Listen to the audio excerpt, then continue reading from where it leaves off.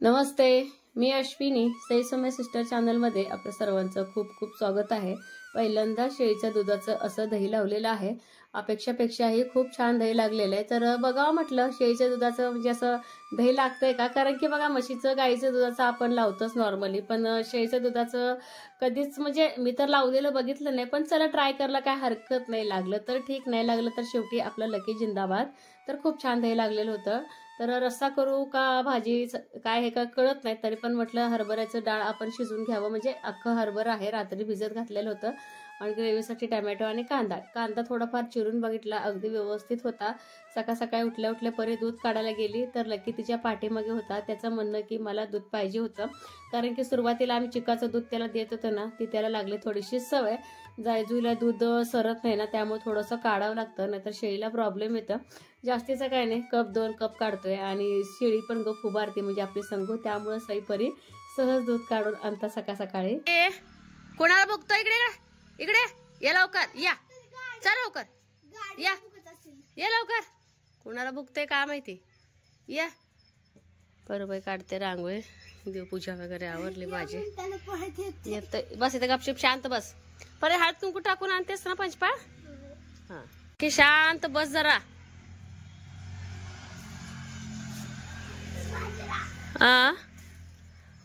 उग वरडते, खाते पिते वरडते। ए लगे घाबरले की परी के ताकद आली दूध चपाती खाऊन दूध चपाती खाऊन ताकद आली तुला। माझ्या हातातलं फूल पडलं की अगाव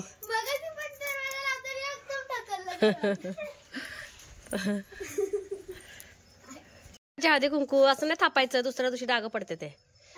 हा असू दे पार। लकी इतकं भुकत होता ना, लय भुकत होता, तर कशाला भुकतं हेच माहित नाही। अजून लकीचं नाव काढले की अजून भुका लागले, तर भिवून गेलाय बघा तिकडं। तर चला स्वयंपाकाची तयारी करायचं। सईपरीच्या डब्याला नक्की हरभऱ्याची भाजी करू का वाटाणा करू, शिजाल तर हरभरा टाकले, पण हा सुका हरभऱ्याची करू, भिजत घातलेला हरभरा आहे हा, तर हरभऱ्याची म्हणते तसं का। मग हरभऱ्याची सुकी भाजी बनवते आणि एक वाटाणा काढला होता, मग वाटाण्याचा आम्हाला थोडासा रस्सा करते। हे असं असते, रांगोळी बिंगोळी काढते पण सगळं आईला न्यावं लागते आतमध्ये हा चल। तर स्वयंपाकाची पण तयारी करायची, रांगोळी पण एकदम मस्त काढलेली आहे। तर कणिक वगैरे सगळं मळून घ्यायचं। आणखीन यात नाही का तुझ्या हाताला रांगोळी, हा इकडं त्याला खावं लागते, उड्या मार लागते, उंची वाढवा लागते हा।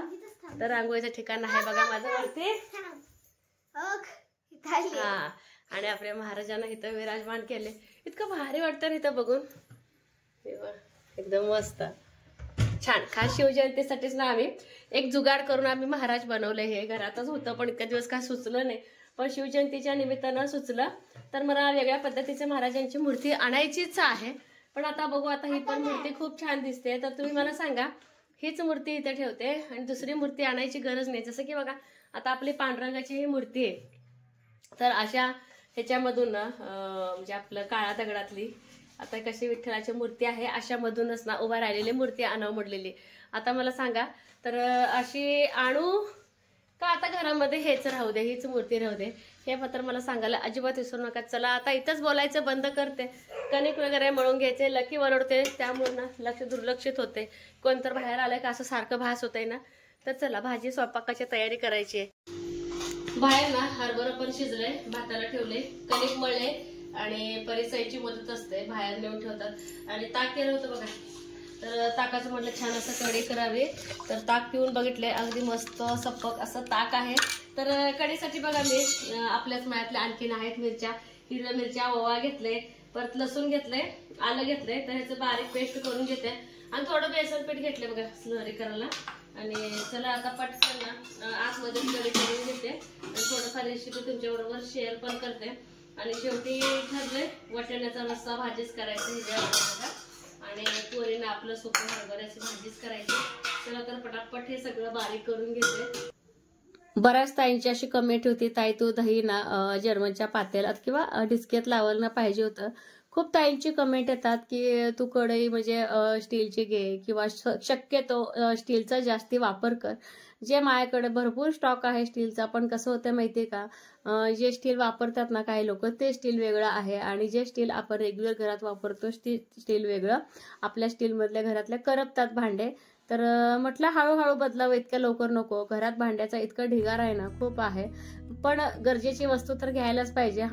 तर थोड्या काळाच्या अंतराने तर माझ्या पण मनात आहे जाडसर जी स्टीलची कढई आहे ना, कसंही जरी वापरलं तर त्यात करपत नाही, ते मागवायचं इच्छा आहे. पण बघू, हळूहळू घेऊया.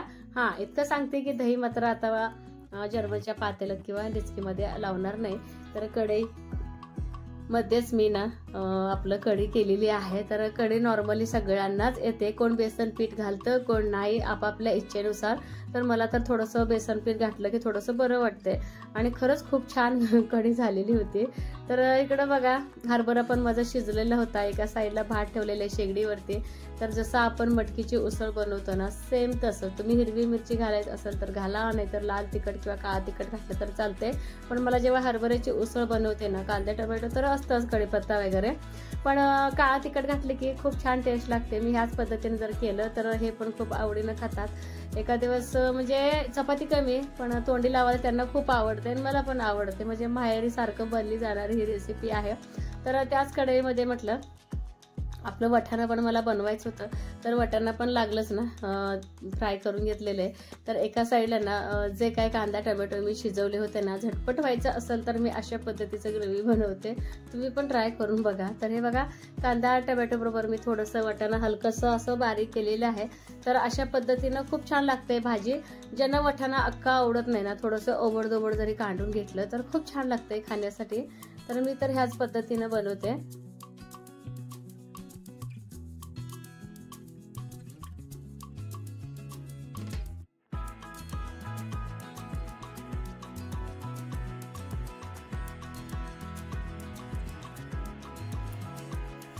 आणि जे तांदूळ बघा मी भिजत घातलेलं होतं पापड बनवण्यासाठी, तांदळाचे पापड्या बनवायचे आहेत ना, ते स्वच्छ धुवायचे चालू. जसं की बघा लगातार मी भिजत घातलेलं आहे. तर आज मला एका पातेल्यातलं दळून घ्यायचं आहे. तर इकडे बघा सकाळची घाई, जसं की बघा किचन ओटा आवरलं आणि बाहेर जेव्हा गेले होते तर पपई पिकले होते बऱ्याच. तर त्यातले एक काढून आणले, तर 2-3 पपई आणखीन काढायचे आहेत. सैपरीचे डबे भरून घेतलं, चुलीपासलं सगळं आवरलं का किचन पर आवरून घेते. भरपूर जी काय भांडी आहेत घासायची ती सगळी भांडी बाहेर नेऊन ठेवते आधी. त्याच्यानंतर बघा परत एकदा सगळं घर झाडून घेते. पोरं जाईपर्यंत भरपूर असा परत कचरा होत असतो. मग फरशी पण पुसून घेते. आणि सईपरी पण शाळेला गेलेली होती आणि आईचं पण बाहेर काय चाललं होतं हे पण मिळायला गेलेले होते. म्हटलं चला धुणं भांडी करायच्या अगोदर फरशी पुसून घ्यावं. तर दररोज किती जरी फरशी पुसला ना, आमच्या घरात चहाचं प्रमाण थोडंसं जास्त आहे. तर इकडे तिकडं चहाचे डागं असतात आणि दिवसभर घरी कोण येत असते ना, त्यामुळे थोडंसं क्लीन ठेवावंच लागतं. तर लसूण घ्यायचं होतं मला, लसणाची गाडी आलेली होती. तर लसूण बघा 100 रुपये किलो मिळाला मला. तर आता मसाला पण बनवायचा आहे, तर एक साहित्य पण आता घेऊन ठेवावं लागेल, जसं की लसूण असो किंवा कांदा असो. तर लसूण घेताना माझ्या चुलत सासूबाई पण आलेल्या. तर चला म्हटलं त्यांना घरी चहाला. तर सकाळी बघा मीठ लावून हरभरा भाजलेलं होतं, ते दाखवायचं तुम्हाला राहिलंच. नळाला पाणी आलं होतं. नळाला पाणी आले की खरंच का काही सुचत नाही दुसरं. पाणी एके पाणी होऊन जाते. शेवटी पाणी महत्वाचं आहे. त्याला सोडल्याशिवाय तर कसं कळायचं. असं भांडते त्या बांधल्यावर. 1 दिवस भांडतेल्या, 2 दिवस भांडतेल्या. आता चांगलं झालं बसायला. हे गंगू आहे मार्की मैस, ही भांडते आहे. तरी पण सोडा, खाता खाता बोकळते का. फक्त नंदीला येऊन दूध पाजायला पाहिजे बघा तिचं. आणि मका ठेवलं तर मका पण खायना. कुणाला ह्याला हे बघा काजू बदामच आणलं ह्यांनी खायला. होय हो, हे शेंगा असं खोचट येते का बाकीच्या शेंगा तयार झाल्या त्या? किती दिवस लागते अजून? हायत्या की होय होय की आहो. मग काढा खायला, हे खायला काढा. हे बघा शेंगाच कशाला आणा लागला ह्यांना खायला. मग नको का खराब आले का? चला ही बघा दूध प्याय सोडून जायचं हिच बघा. अरे अरे अरे फार खायला आले एवढं लवकर. म्हणते ते काय खोटं नाही. पोरं नाजूक असते ते, पोरी घटाड असते ते. माणसावणीच आहे बघा ह्यांचं बी, माणसावणीच आहे ह्यांचं बी. ही नंदी 2 महिने खात नव्हता, अजून बी नीट खात नाही, नुसतं दुधावर आहे. ही खायला आली वा फाल. एवढा नाही खात. ही बा लगेच खायला आली. जाय जुई जाय जुई सोडा. तर बघा दुपारचे 1 वाजलेला आहे. तर सुरत सासूबाई आलते ना, थोडस चहा पाणी हरभरा पार्टी झाले आणि साईपरला पण आईने ना असं थोडं थोडं दिले गाडीत खाण्यासाठी मैत्रिणी येतात त्यांना. आणि खरं तर हे आपलं फ्रीज मध्ये ठेवल्यामुळे पण इतकं घट्ट झालं ना, खूप घट्ट झालं. हे बघा शेळीचं आहे दही असं वाटतच नाही, म्हशीचं आहे असं वाटतंय. तर चला आता जेवण करून घेतो. आई पण घेतलं जेवायला, त्या हॉलमध्ये जेवते सगळेजण टीव्ही बघत. तर यात मी पण सगळे जेवायला. परीसाठी बघा असं मेसेज दिलाय, शेळ्यानं वैरण टाका, दरवाजा लावा, पिल्ल्यांना उचलू नका, भांडू नका. आई आम्ही चहा पिलोय, यांना चहा करते बघा गरम. मळ्यात आलंय आणि जे काही घरातलं थोडंफार असतं ना खत शेळ्यांचं, ते हे असं येताना थोडं असं पसरून टाकले अशा पद्धतीनं थोडं थोडं. आणि करडं भाजीसाठी केलं होतं. तर हे करडं आपलं तेवढंच दसऱ्यामध्ये वगैरे बियाला, परत पावसाळ्यात भाजीसाठी. तर ह्याचं जेवढं निघेल तेवढं निघेल बी, शेराडशी निघाल तर पण बास होते. मी तर पहिल्यांदाच बघाले. आणि बडवायचं पण शेंड शेंड बडवायचं काय, शेंड बडवायचं. मग ती बॉन्ड कशाला बडवायला का द्या. राहू तेवढं काय होतंय, राहू दे खाली धरते, राहू दे राहू दे राहू दे लाग बिगल. तर आईचं बघा तिकडं करडं बडवायचं चालू आहे. तर दोघी बडवायचं काय नाही, पण ते करडं आहे ना चिंदीला चिटकते आणि थोडं आहे 1 शेरभर निघेल. भाजी पुरतं आपण केलेलं ना, तर त्यामुळं आई तिकडं बडवायला त्या. तर काटा आहेत ना एका बाजूला करावं लागते. आणि जी पाठीमागचं जे हरभरं होतं, तर ते हरभरं बडवून आज न्यावंच म्हणतोय घरी. तर राहिलं म्हणजे राहते उन्हाळ्यात बघा हे. तर थोडंसं जास्त एक्स्ट्राच कामं वाढले ह्या वर्षी पाणी फिरल्यामुळं, त्यामुळे हिरवं राहिलं होतं. तर हे बघा आता हे सगळं घाट नुसतं ह्याच्यापासून जरा वेगळं करून घरी नेलं तर पण चालतंय बाकीचं करायला. हे सगळं आता बडवून काढते. आणि आज संगूला आणि गंगूला घरात आहे ना मोकळं सोडलंय आम्ही आज खुंटीपासून. तर सईपरी दरवाजा उघडायला आलोय, शेळ्या बाहेर सईपरी आज जाते बाहेर काढते. त्यांना माहित नाही आज दोघीला आज मोकळं सोडलंय. तर त्यांचं पाय मोकळं होण्यासाठी त्यांना सोडलंय बाहेर, पण सईपरला माहित नाही. आणि ते पाठीवर लिहायचं विसरले बघा, कारण की ह्यांनी मोकळं सोडलेलं काय मला माहित नव्हतं.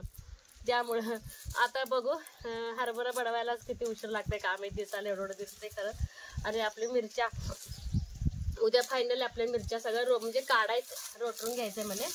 तर जेवढ्या निघतील हिरव्या लाल का असेल त्या शेवटचं तोड किती निघेल तेवढं निघेल. तरी 5-6 महिने खाल्लो की आपण मिरच्या करडा मिक्स होते काय ते व्हायला हे बाजूला ते परत होऊ दे मिक्स, काय होऊ दे मिक्स. कसं लावू डबल पटाना तेवढंच पावसात बियाला काट नाही का त्याला पहिलं सगळं मोकळं करून घेते.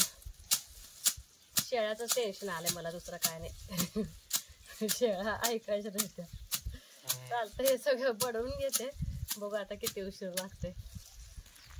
निघालं या बादलीनं उपणलं, बादलीनं वारं नाही सुटलं. आयो काही बाकी ते निघालं बादलीनं उपणलं. अजून एकदा उपणते हे उपणते की एवढं नाही नाही मला शेरभर निघाला मात्र करून काय करायचं. आणि पाठी नव्हती बघा, तर ह्या बादलीत घालून उपणलंय. ले काट आहे त्याला ही टाकाय ले काट बारीक होते बियाला शेर आडशीर होते. काय पाच आहे होते वार सुटले. हा ना इकडे करायचं तेल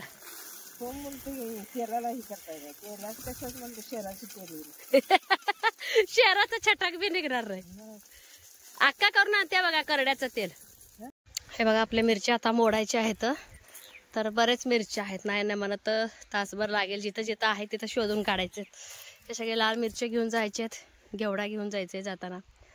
तर चला आधी हे सगळं तोडून घेते मगच बोलते तुमच्याशी. हे बघा नाही नाही मग 1-1.5 किलो मिरची निघते आणखी. मस्त वांगे बघून जायचे जाताना. हे बघा मिरच्या बापरे भरपूर आहेत अजून. बापरे वांगीला वांगी आणि ते वांगी जाणार सगळं. आता हे किलोभर वांगी निघतील आणखीन. तर हे बघा वांगी, भरपूर वांगे आहेत आणखीन. हे बघा ताजे वांगे मस्त पडलं खाली. तर हे बघा घेवड्याला घेवडा भरपूर भरलाय. घेवडा पण जातोय आता उद्या. तर सगळेच आहेत फळात, पण आता रान पण मोकळं करावं लागणार आहे, त्याशिवाय पुढचं पीक घेता येत नाही पावसाळ्यामध्ये. ठेवून चालत नाही काय? नाही नाही वांगे कसं तर वाटतं बाजू भरले वांगे. फुलं नाही ना आता. फुलं नाही पण बारकी चिरकी नाही वांगे आहेत, प्रमाण नाही त्याला एवढं वांगे. आणि पिवळी वांगी व्हायच्या अगोदर आलेच केले वांगीच वांगे आहेत ना. काकडं तेवढंच होते. गच्च बारली किलो 2 किलो वांगे निघाले. कोल्हापूरला दिवस थोडीशी आई येणार आहे माझ्या, तुम्हाला सरप्राईज. कुठला इथं सरप्राईज कुठला. आई येणार आहे सोलापूरला, आणायला देणार चविष्ट वांगी. ही बघा किती वांगी तोडावं आणि किती नाही. घरी तर इतकं भारी लागलं होतं ना. अजून 4-5 किलो नुसतेच मी पिवळी वांगी ठेवली. हा काकडे खाली हाय होते लई आहे ती, एवढीच नाही लई आहे ती खाली. ती पिवळीच होणार, ती खराबच होणार ती. कुठलं थांबा जरा. ही बघा वांगी का काय म्हणायचं. मिरच्या आवडते तुम्ही? मिरच्या एका कसाला अर्धा किलो वांगे निघायला लागले ते. आणि असले झाडं आता आपली जाणार बघा. आता आहेत ना मात्र विकतच वांगी, मिरची, घेवडा, भेंडी विकत काय आणलं नव्हतं आपण. आता इथनं मात्र विकत आणावं लागणार आहे. 10 किलो वांगे निघते ते. अजून तिकडे वांग्याला कुठे गेले तेव्हापासून इथनंच तोडते आवरतावर. बारीक झार वांगे ते काय करावं आता ह्या वांग्याला. कुठे दिसते अजून कुठे आहे नाही म्हणून बरंच निघाले. हे संध्याकाळचे बघा 6:30 वाजले. ह्याने पण जरा तोडू लागले बिट्या बिट्या बिट्या छोटे छोटे. आणि हे बघा दिवस किती मस्त मावळले आणि सगळे पक्षी घरी गेले आपापल्या. आणि आपली मका पण खूप छान आले. 15 दिवसात येईल काय हो मका काढायला? 15 दिवस ना आता ओरडे 15-20 दिवस जातील. 20 दिवस काय शेवटचं पाणी फिरते का ते? चल पोरे आले असते रात उशीर. बघा आपली मका हे चालले पुढे.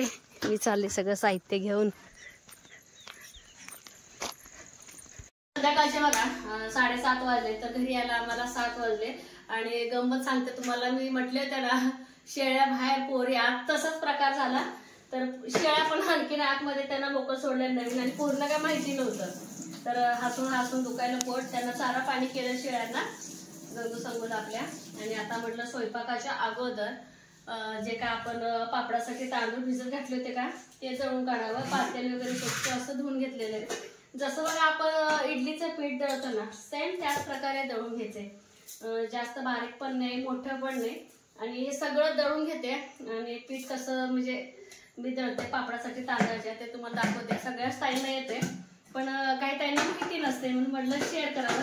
चला पटापट सगळं दळून घेते. सेम आपण इडली दळून घेतो का सेम त्याच पद्धतीनं. तर ह्याच्यामध्ये ना थोडं थोडं पाणी घालून एकदम बारीक पेस्ट करून घ्यायची.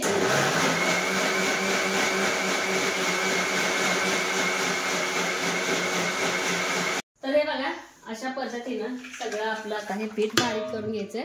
तर काय होतंय नंतर ते सांगते तुम्हाला. रात्रभर आपण हे जेव्हा पीठ ठेवतो ना तर त्यावेळेस जे काय आपलं तांदूळाचं पीठ आहे ना ते पीठ राहतं खाली आणि पाणी पाणी सगळं वर येतं. मग जेव्हा आपण पापड करतो तुम्हाला रेसिपी मी दाखवणार आहे.